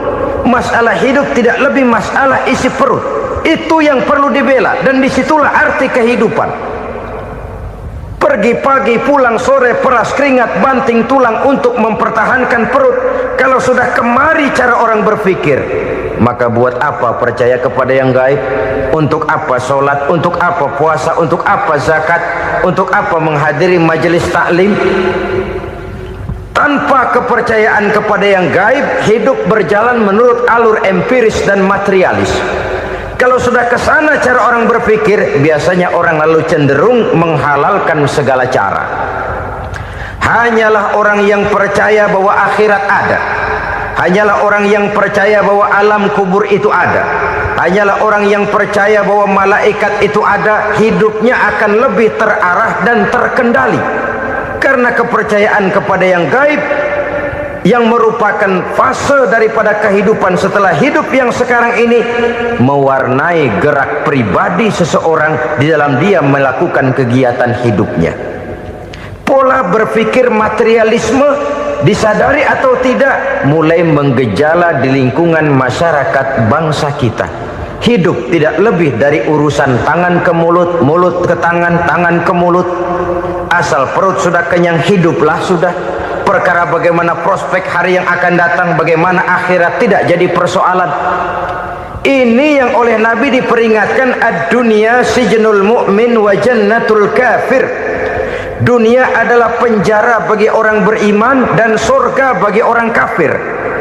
Dulu di zaman Belanda hadis ini pernah disalah tafsirkan, disalah artikan, digunakan sebagai senjata untuk mengkebiri dan membuat impoten umat Islam. Sudahlah umat Islam gak usah macam-macam, kata Belanda. Dunia ini kan penjara buat orang Islam, surga buat orang kafir. Di penjara jangan bertingkah.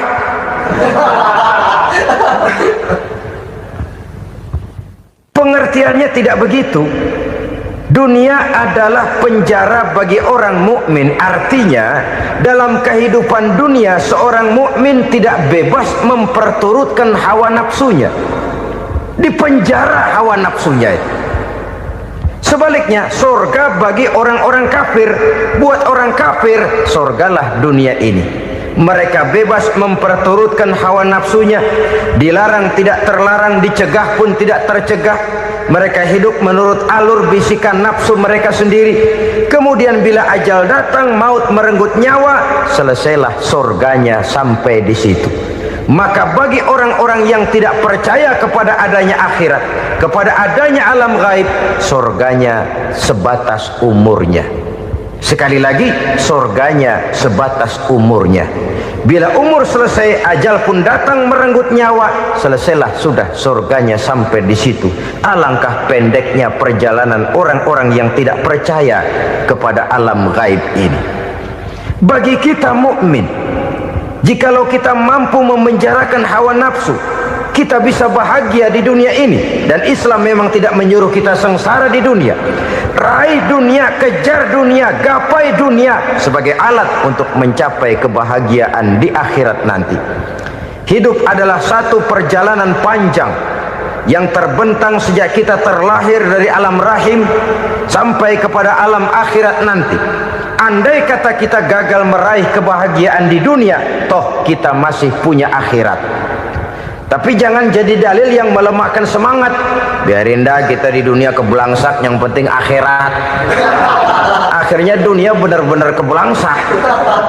Bagaimana dunia ini bisa kita raih, dan bagaimana meraih dunia untuk menunjang kepentingan akhirat nanti. Yang kedua dari pikiran Henner yang saya lihat menggejala di lingkungan masyarakat bangsa kita, timbulnya manusia-manusia netral. Seolah-olah Tuhan yes, agama no. Sama Tuhan percaya, agama ogah. Tuhan ngangguk, giliran agama godeng.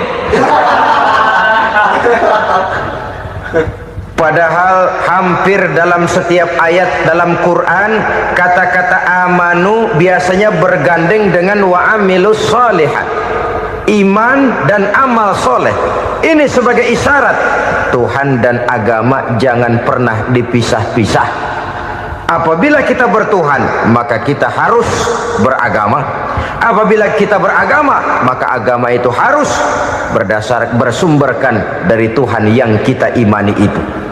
Tidak mungkin kita pisah, Tuhan yes, agama no. Sama Tuhan percaya tapi agama bikin sendiri. Sembayangnya cukup bengong 2 jam madep mulon.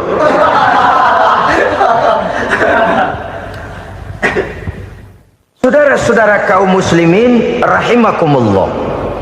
Jadi dengan demikian, agama yang kita akui merupakan unsur mutlak di dalam pembangunan sekarang ini, merupakan bagian dari kehidupan yang menuntun kita bahwa di balik alam nyata ini, di balik alam syahadah ini ada alam gaib.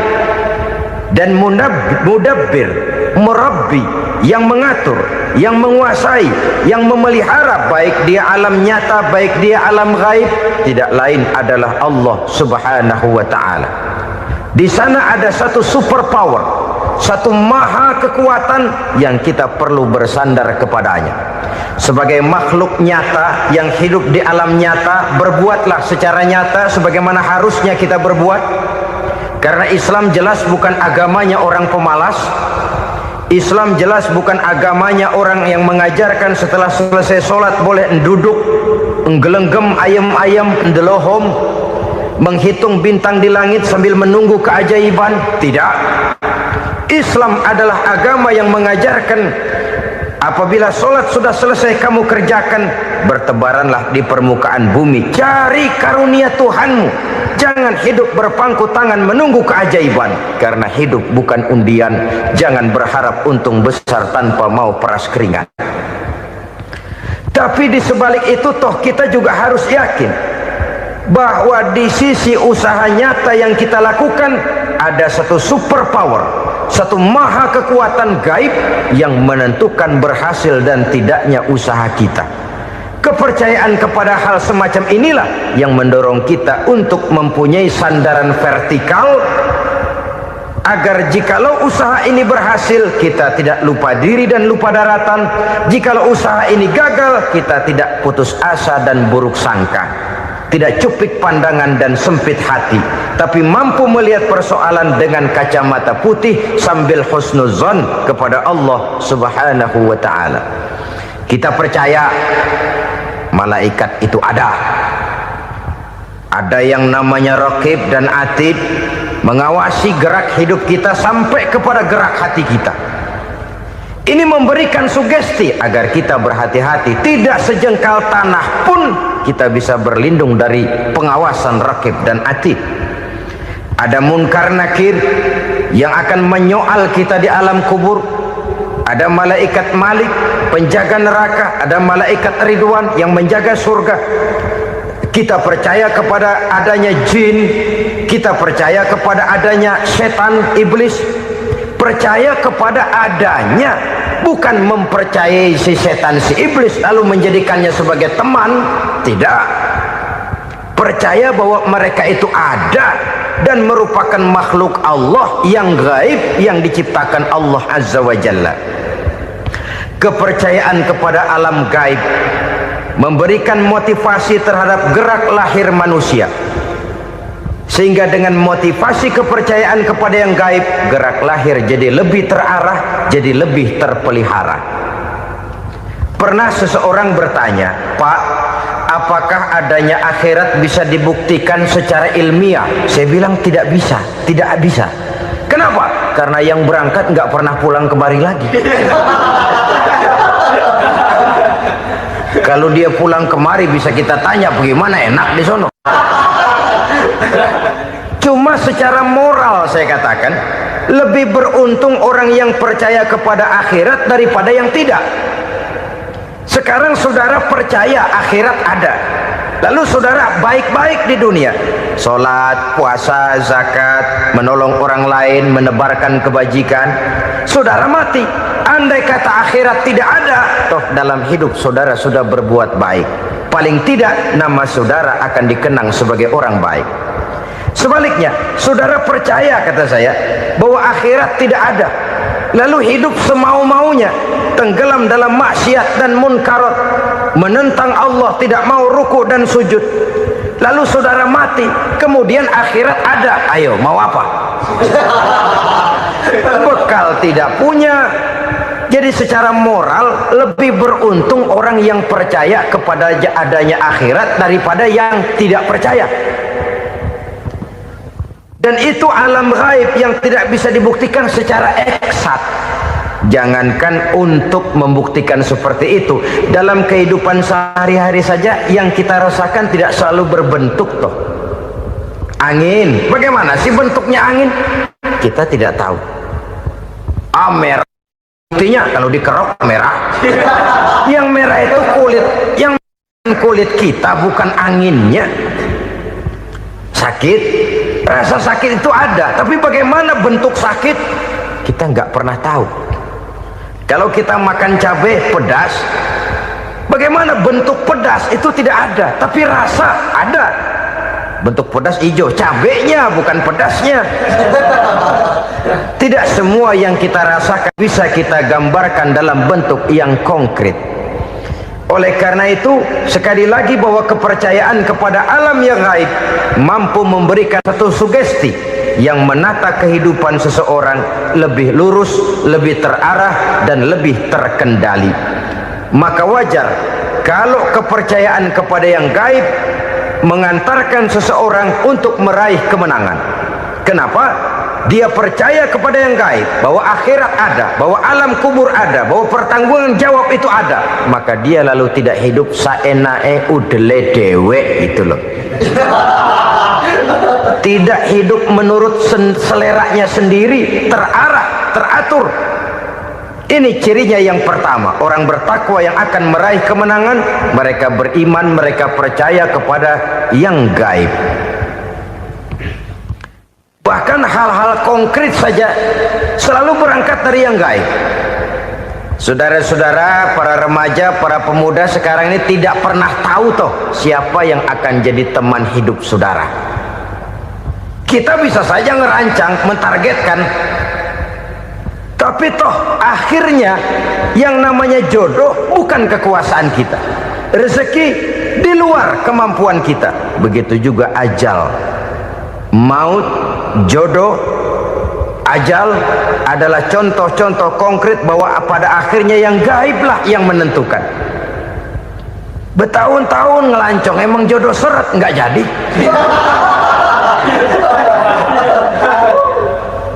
Begitu kenal baru setengah malam nginep ditangkap hansip.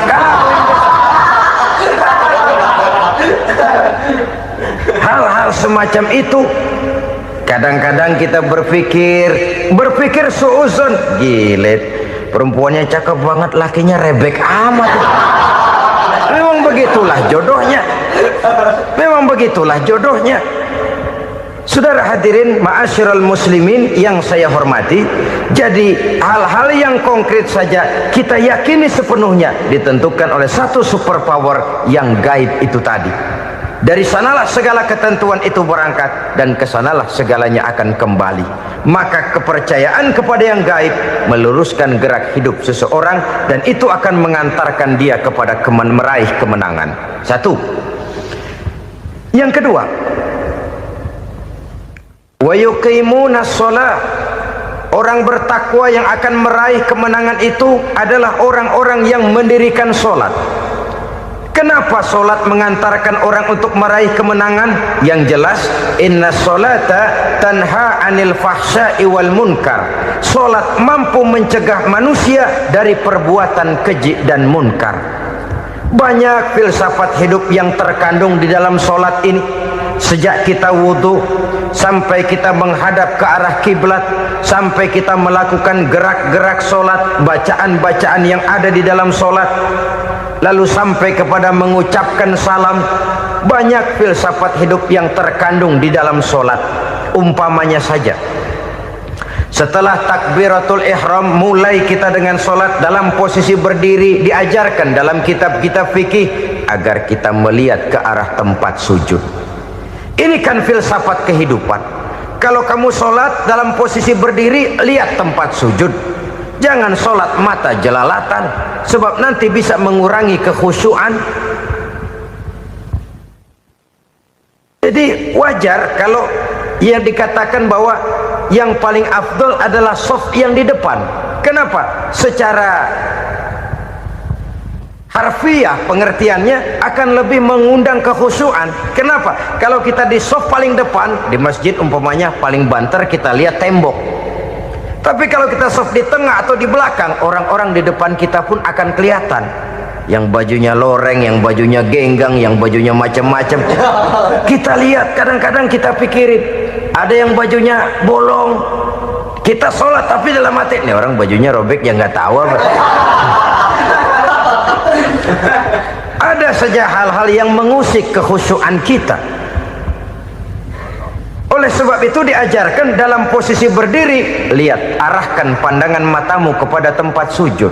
Ini kan filsafat kehidupan.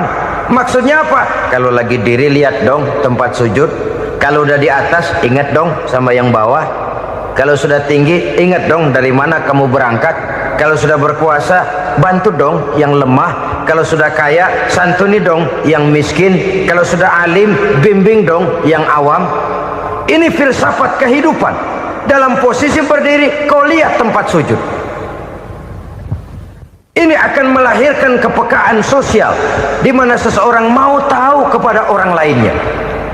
Bagaimanapun kaya kita, tinggi pangkat dan jabatan kita, jikalau hidup hanya untuk kepentingan perut sendiri saja, rasanya belum membawa manfaat di dalam kehidupan kita. Tapi efek yang tertinggi sesungguhnya, solat mencegah manusia dari perbuatan keji dan munkar. Perbuatan keji dan munkar walaupun kelihatannya mendatangkan uang, membawa keuntungan, tapi itu keuntungan semu, keuntungan sementara. Dengan menipu orang lain kita bisa dapat untung, tapi tidak membawa berkah, dan itu adalah kerugian besar dalam kehidupan kita. Maka untuk meraih kemenangan harus dimulai dengan membentuk kepribadian yang tegar, memiliki sandaran vertikal yang langsung kepada Allah Subhanahu wa ta'ala, dan itu hanya bisa kita tempuh melalui jalur ibadah formal yang sudah ditentukan Allah, yakni solat yang 5 waktu. Untuk memperkuat itu ada solat-solat sunnah, rawatib, nawafil sebagai terminal-terminal kontrol cadangan untuk memelihara stabilitas temperatur batin di dalam kita berhubungan dengan zat yang maha gaib, yaitu Allah Subhanahu wa ta'ala. Orang sering bertanya, Pak, itu tetangga saya nggak sholat, duitnya nggak habis-habis, Pak. Nggak sholat tapi mobilnya tambah terus, nggak sholat tapi usahanya makin maju. Tapi di sisi lain ada orang yang rajin sholat, rezekinya butak bener. Anaknya mana kurus, mana korengan. Saudara hadirin ma'asyiral muslimin rahimakumullah, harus saya katakan bahwa sholat memang bukan untuk cari duit. Sholat adalah sandaran vertikal kita kepada Allah. Sedangkan soal rezeki itu berkaitan dengan sifat Allah maha pengasih dan maha penyayang. Allah maha pengasih, siapapun dikasih kalau mau usaha. Allah maha penyayang, tidak semua orang disayang oleh Allah Azza wa Jalla.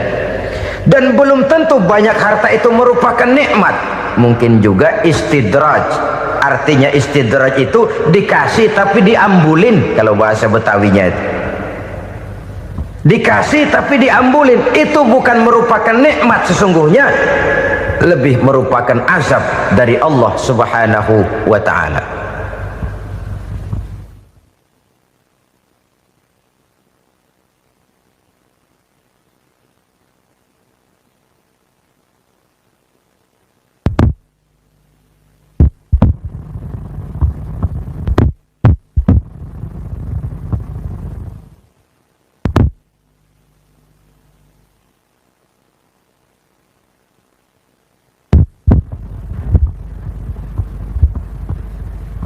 agama mempunyai sistem sholat.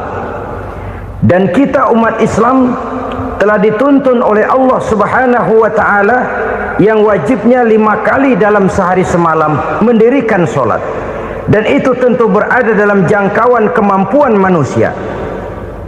Pada awalnya barangkali kita memang merasa sholat itu satu kewajiban, tapi semakin kita hayati makna, manfaat dan filsafat yang terkandung di dalam ajaran sholat, semakin sampai kita kepada keyakinan bahwa sholat adalah keperluan kita. Sehingga pada waktu tertentu dinilai puncaknya, kita tidak lagi akan berkata saya wajib sholat, tapi kita akan berkata saya perlu sholat. Kalau kita sudah merasakan itu adalah keperluan kita, nah di sanalah kita baru akan merasakan ruginya kalau hal itu tidak kita laksanakan. Sepanjang kita masih berkata saya wajib sholat, kita akan lebih merasakan dia sebagai beban ketimbang sebagai keperluan.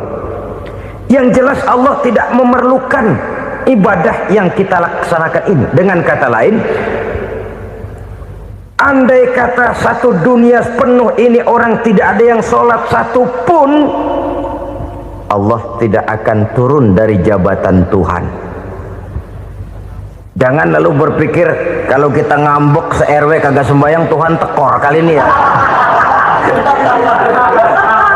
Tentu tidak.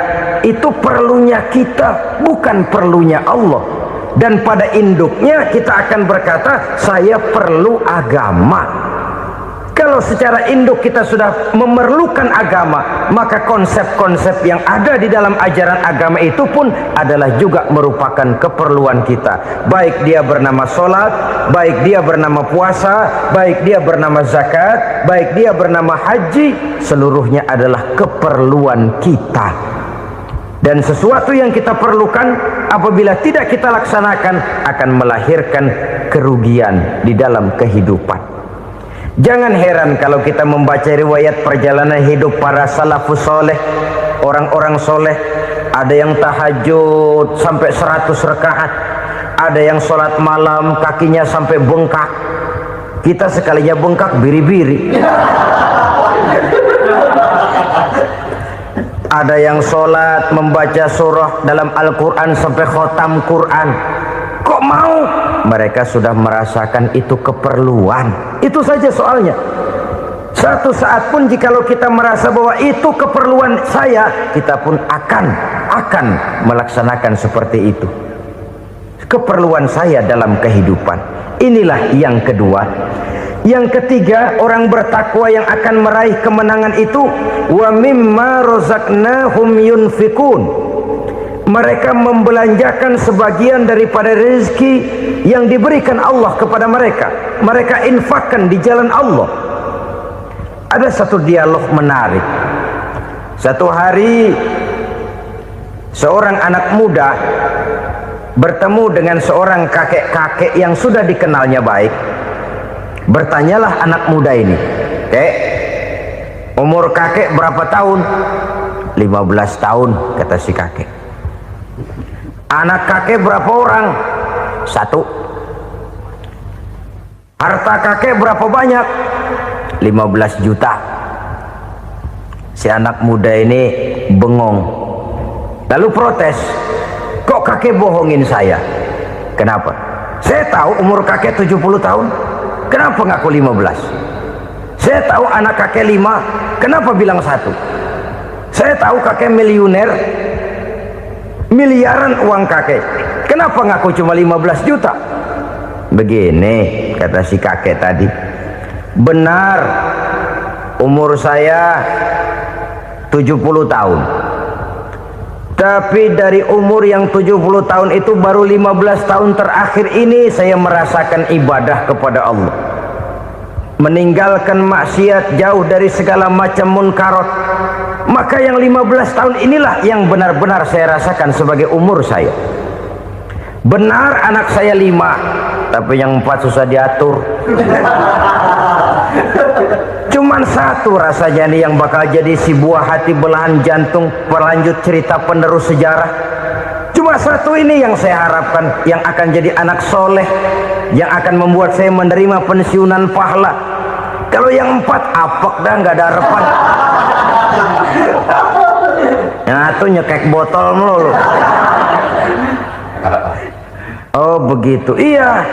Lalu kenapa kakek bilang harta kakek cuma 15 juta padahal saya tahu kakek uangnya miliaran, depositonya banyak? Ya karena 15 juta itulah yang saya ingat yang pernah saya belanjakan di jalan Allah. Saya merasa itulah harta saya yang sebenarnya. Yang miliaran yang saya simpan di bank kelak, kalau satu saat saya mati, akan jadi rebutan di antara anak-anak saya. Iya kalau anak saya soleh kayak yang satu ini. Kalau yang 4 tadi udah tulen dia bakal berantem dah berebut tuh. Jadi 15 juta yang saya belanjakan di jalan Allah inilah yang saya merasakan benar-benar harta saya yang sesungguhnya. Dialog ini patut menjadi bahan renungan kita bersama. Diberikan kita umur 40, 50, 60, 70, 80. Berapa tahun dari umur yang diberikan itu yang jalan mulus, yang kita gunakan untuk melaksanakan ibadah? Banyak harta kita simpan di bank, di lemari, di dompet, di tas. Tapi berapa yang sudah kita depositokan di jalan Allah yang akan menemani kita di hari kita kembali nanti? Maka orang bertakwa yang akan meraih kemenangan, wa mimma razaqnahum yunfikun, mereka membelanjakan sebagian dari rezeki yang diberikan Allah di jalan Allah subhanahu wa ta'ala. Ma'asyiral muslimin rahimakumullah, zahirnya memang kita memberikan kepada orang lain, tapi hakikatnya kita menyimpan untuk diri kita sendiri.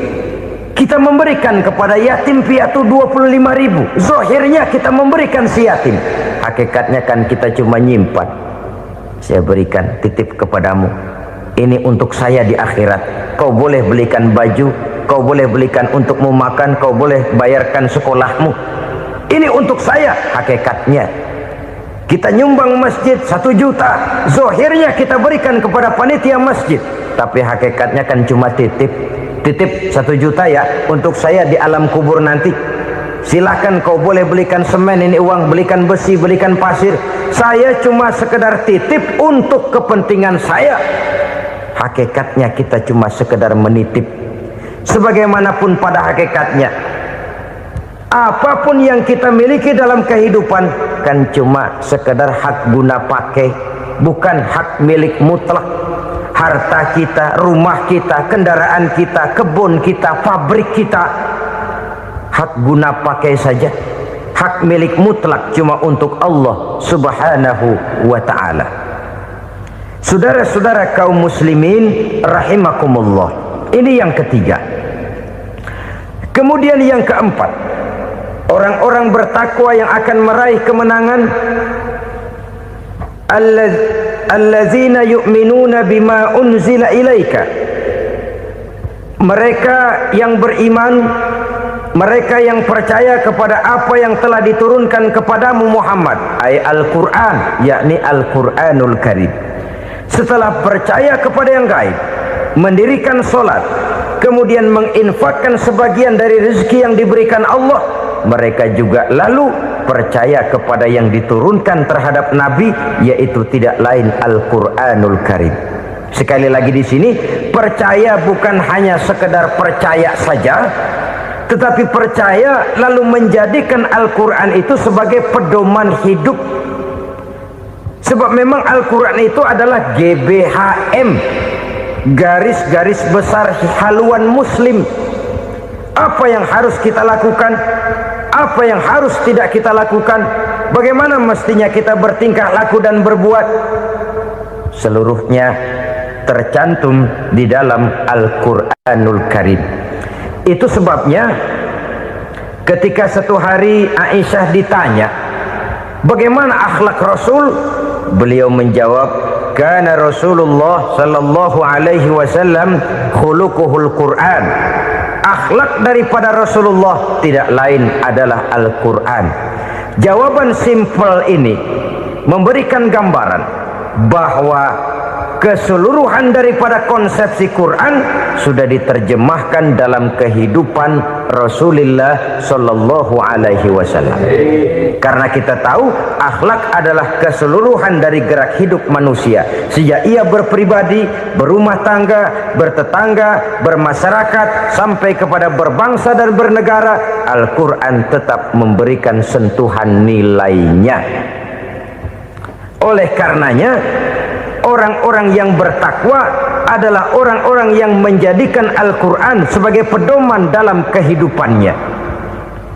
Dan kita yakini Al-Quran diturunkan kepada Nabi Muhammad bukan merupakan produk Nabi Muhammad. Isi dan redaksinya langsung dari Allah Subhanahu wa ta'ala. Kemudian cirinya yang kelima, orang bertakwa yang akan meraih kemenangan itu, wa ma unzila min qablika. Tidak hanya sekedar percaya kepada yang diturunkan terhadap Nabi Muhammad yaitu Al-Quran, mereka juga percaya kepada apa yang pernah diturunkan kepada para nabi, kepada para rasul sebelum Nabi Muhammad. Percaya kepada adanya suhuf, percaya kepada adanya Taurat, percaya kepada adanya Injil, percaya bahwa Allah dahulunya sudah menurunkan Taurat kepada Musa, percaya bahwa Allah sudah menurunkan Injil kepada Isa, percaya Injil ada, Taurat ada, diturunkan Allah untuk Isa dan Musa, tetapi tidak wajib mengamalkannya karena kita sudah diberikan Al-Quranul Karim. Ini yang perlu saya garis bawahi. Kita percaya Allah telah menurunkan Injil dahulu kepada Isa.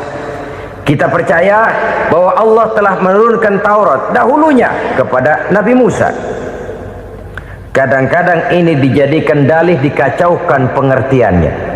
Quran saja mengajarkan bahwa orang yang bertakwa harus percaya kepada Injil, maka pakailah Injil. Apalagi kalau ayat sebelumnya ditilap, dihapus, dihilangkan, Injilnya yang ditekankan, maka akan terjadilah penekanan yang salah arah.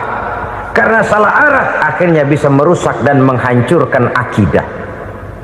Ketika Rasul suatu saat pernah ditanya orang, "Ya Rasul, bagaimana sikap kita sebagai muslim terhadap Injil yang ada sekarang?"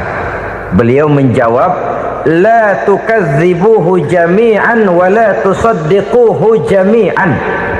Jangan didustakan seluruhnya, jangan juga dibenarkan semuanya. Artinya, ini sudah merupakan gambaran dari Rasul bahwa dalam Injil yang ada sekarang masih ada ajaran-ajaran tauhid yang dibawa oleh Nabi Isa dan diajarkan kepada umatnya. Tapi juga dalam Injil yang sekarang ini sudah terkena intervensi dan investasi manusiawi. Karena itu Rasul menyimpulkan, la tukadzibuhu jami'an wa la tusaddiquhu jami'an. Jangan didustakan semua, jangan dibenarkan seluruhnya. Kita memang percaya Allah telah menurunkan Injil kepada Nabi Isa dulu, tapi kita tidak wajib mengamalkan Injil. Kita percaya Allah telah menurunkan Taurat kepada Nabi Musa, tapi kita tidak wajib mengamalkan kitab ajaran Taurat. Yang wajib kita percayai dan kita amalkan hanyalah Al-Quranul Karim. Kenapa? Oleh karena baik yang ada di dalam Taurat, baik yang ada di dalam Injil, tentu tercakup di dalam Al-Quran sebagai kitab terakhir yang diturunkan oleh Allah Subhanahu wa ta'ala. Dan itu wajar. Kalau seorang pejabat mau mengeluarkan satu keputusan baru, tentu dia harus meninjau keputusan-keputusan lama. Andai kata dianggap tidak berlaku, dianggap tidak relevan lagi, maka keputusan-keputusan lama itu tentu sudah dianggap tidak berlaku. Sebagian daripada aturan-aturan dalam keputusan lama yang masih dianggap relevan tercantum dalam keputusan baru yang wajib diamalkan. Begitulah hubungannya antara Al-Quran, Taurat, Zabur, dan Injil. 4 kitab samawi yang diturunkan Allah masing-masing kepada Zabur untuk Nabi Daud, Taurat untuk Nabi Musa, dan Injil untuk Nabi Isa alaihi wassalatu wassalam.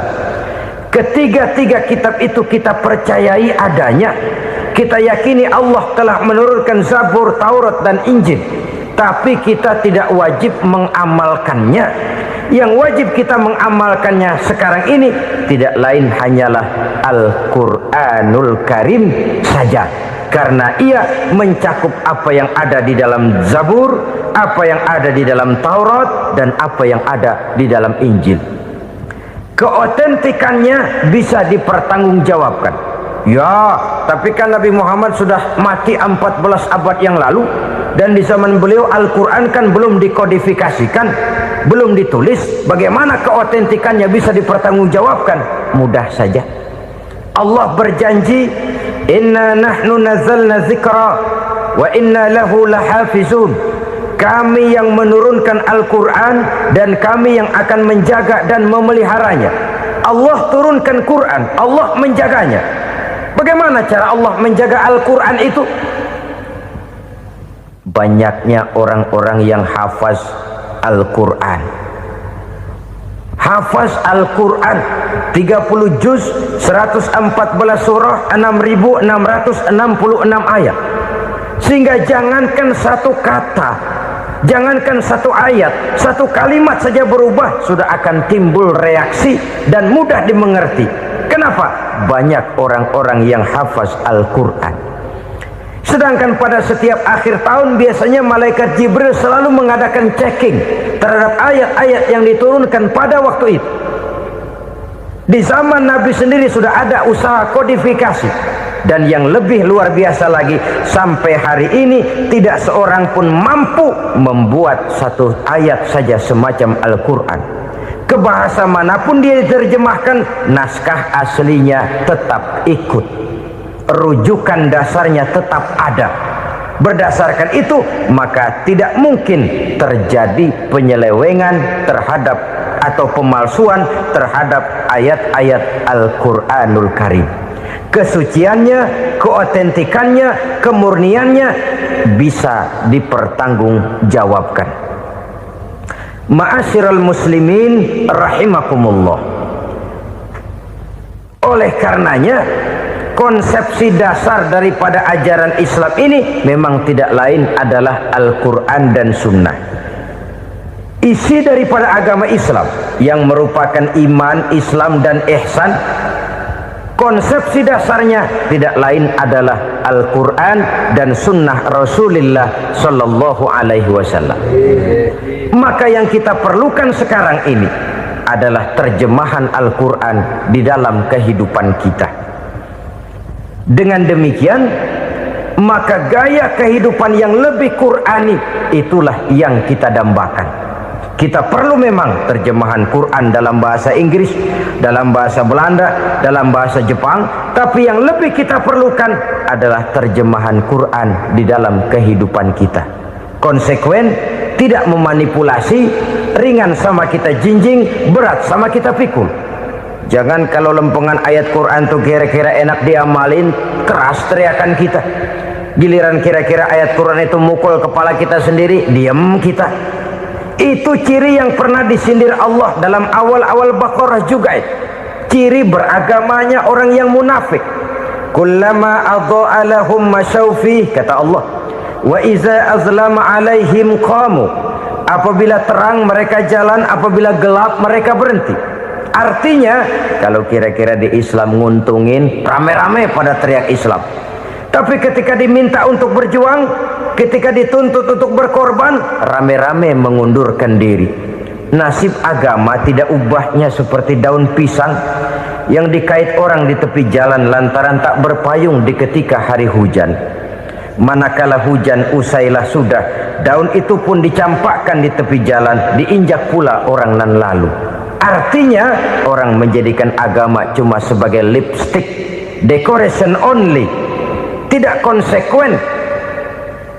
Hanya pada saat-saat kelihatannya Islam membawa keuntungan, rame-rame orang teriak-teriak tentang Islam. Tapi jikalau diminta berjuang, jikalau dituntut untuk berkorban, biasanya rame-rame juga mengundurkan diri. Jangan heran kalau mayoritas hitungan kita, tapi minoritas peranan kita. Kuantitas kita dalam jumlah, tapi dalam kualitas kita lebih sering jadi penonton daripada jadi pemain. Padahal itu sangat tidak boleh terjadi. Umat Islam di Indonesia harus bangkit. Umat Islam di Indonesia harus sadar akan keberadaannya. Tidak boleh hanya jadi penonton berpangku tangan, karena memang agama kita juga mengajarkan untuk konsekuen di dalam menjabarkan ajaran-ajaran daripada agama kita. Kita sering jatuh menjadi umat yang lemah oleh karena kita ini tidak pandai menggalang kebersamaan yang diakibatkan tidak konsekuennya kita. Diistilahkan bahwa umat Islam di dalam menggalang kebersamaannya itu harus seperti orang main sepak bola. Saudara-saudara kan tahu orang main sepak bola itu. Orang main sepak bola, kalau pertandingan belum dimulai sih silakan saja kumpul di luar lapangan, atur strategi yang baik. Tapi kalau pertandingan sudah dimulai, turun ke lapangan hijau, jangan kumpul terus. Ada sepak bola gotong royong, mundur-mundur rame-rame, depan ke depan kumpul melulu mainnya. Kalah.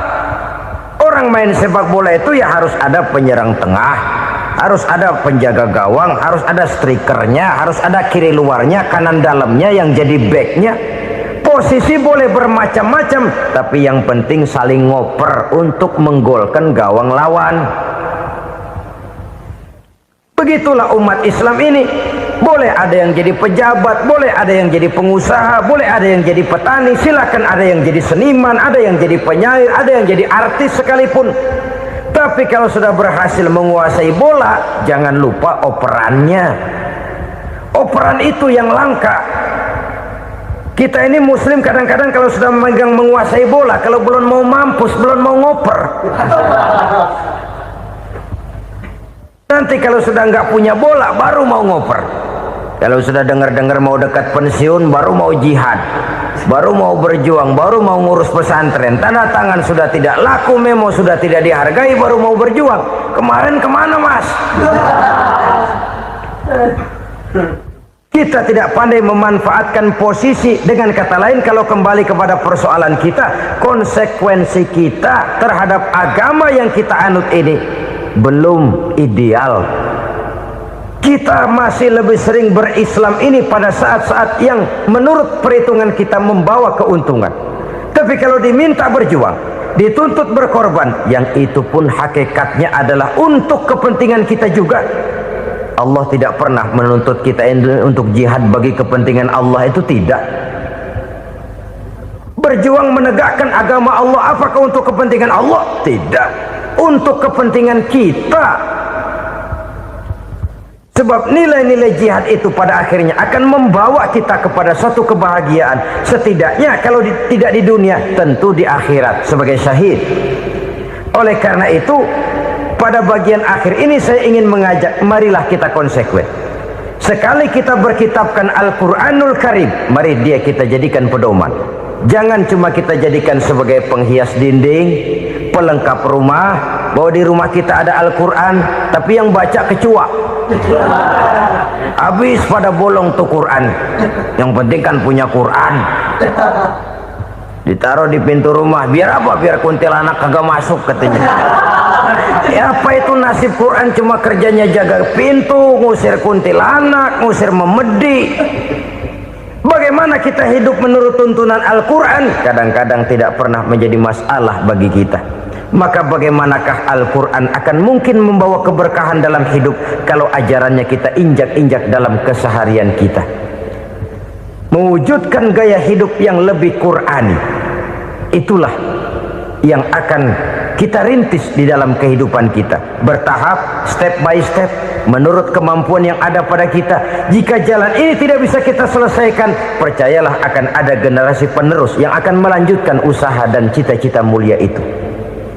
Jadi percaya kepada Taurat, percaya kepada Injil, sekadar percaya Allah dahulunya sudah menurunkan itu, tapi kita tidak wajib mengamalkannya. Kenapa? Generasi Injil masa berlakunya sudah kedaluarsa. Taurat masa berlakunya sudah kedaluarsa. Injil pernah berlaku untuk orang Nasrani di zaman Nabi Isa. Taurat pernah berlaku untuk orang Yahudi di zaman Nabi Musa. Setelah generasinya berlalu, datang Rasul penutup yang membawa Al-Quranul Karim, maka Al-Quran itulah yang berlaku menjadi pedoman sampai hari akhir nanti. Jangan jauh dari Al-Quran, karena apabila ini kita lakukan, maka kita akan kembali kepada satu gaya hidup yang jauh dari tuntunan agama, dan itu artinya kita akan semakin jauh untuk meraih kemenangan. Saudara-saudara kaum muslimin rahimakumullah, yang keenam, yang terakhir, orang-orang bertakwa yang akan meraih kemenangan itu wabil akhirati hum yuqinun. Mereka percaya, mereka yakin seyakin-yakinnya akan adanya hari akhir, di mana seseorang akan mempertanggungjawabkan seluruh perbuatannya di dalam hidup ini, dan tidak ada satu perbuatan yang bagaimana kecilnya sekalipun yang tersembunyi dalam pandangan manusia yang tidak akan dibukakan persoalannya di mahkamah Qadi Rabbul Jalil di akhirat nanti. Itulah sebabnya maka percaya kepada akhirat disebut secara khusus. Padahal di awal tadi sudah dijelaskan yu'minuna bil ghaib, percaya kepada alam gaib, dan alam gaib ini termasuk akhirat. Kenapa pada bagian akhir disebut lagi akhirat? Karena ternyata bahwa kepercayaan kepada adanya akhirat merupakan induk dari kepercayaan terhadap adanya malaikat, setan, jin, dan lain sebagainya, dan akan lebih memberikan sugesti dalam kehidupan manusia untuk meluruskan gerak hidupnya. Jikalau satu saat tergerak hati akan berbuat kejahatan, ingin mencuri, sadarlah, awas ada akhirat. Sebab kalau kita cuma teriak awas ada polisi, itu cuma tertunda sementara, begitu polisi meleng embat. Kalau kita ingin berbuat jahat cuma berteriak awas ada hansip, cuma sementara ketika hansip itu ada. Tapi kalau ceritanya awas ada akhirat, mau menyeleweng awas ada akhirat, mau berjudi awas ada akhirat, mau mencuri awas ada akhirat. Keyakinan yang akan meluruskan gerak hidup manusia sehingga gerak itu jadi lebih terarah dan terkontrol, tidak merugikan baik diri sendiri, lebih-lebih orang lain.